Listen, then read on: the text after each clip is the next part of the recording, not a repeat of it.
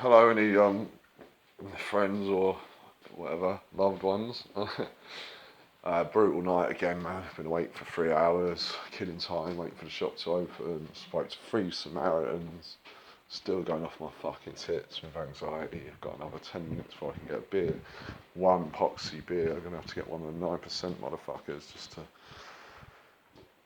maybe not go into a full-blown panic attack. It feels like I'm on the verge of like literal seizure, like when you just pass out and can't take it anymore. Like,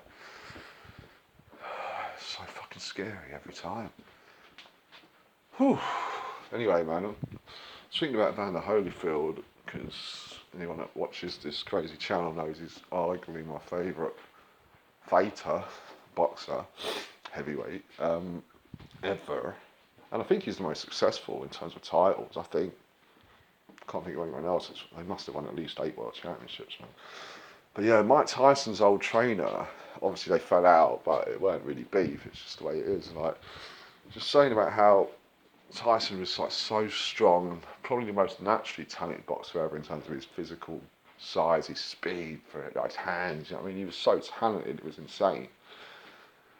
But like with most people at a borderline, just different level, there's something missing. Like, not many of them get the full package, man. You look at Gascoigne, Maradona, Cantona, fucking Ronnie O'Sullivan. You know what I mean? All these bored Gascoigne, all these, like, they've got so much talent, but they're weak mentally or something. You know what I mean? And he was saying it about Holyfield and Tyson. He was like, Tyson was just so used to getting things his own way. Do you know what I mean? He bullied everyone, and he just felt invincible. Just never met anyone like Holyfield before, do you know what I mean? And everyone knew Holyfield was a fucking monster, which is why the fight was so hyped. But it's like, when you got a guy standing across from you named Evander Holyfield, he doesn't give a shit about how hard you punch, doesn't give a fuck about what a great finisher you are. You gotta make him a believer by doing it. And doing it in a difficult place, because he's gonna make it difficult, because he's not gonna cooperate. Do you know what I mean? It's just like when Tyson started getting hit and hurt, and he was like, well, I'm hitting him and he ain't getting hurt, he's fucking hitting me. What's this? Do you know what I mean? He just bite the cunt's ear off, mate. You know what I mean? Not quite that simple, but yeah, I agree with him in a way. I love Mike Tyson as much as anyone else, and he was a warrior in that fucking ring, man. The fact that Holyfield didn't kill him is a miracle. The fucking beating he gave him, do you know what I mean? But he didn't even go down, really. He dropped him once, but he just obviously just dominated him completely.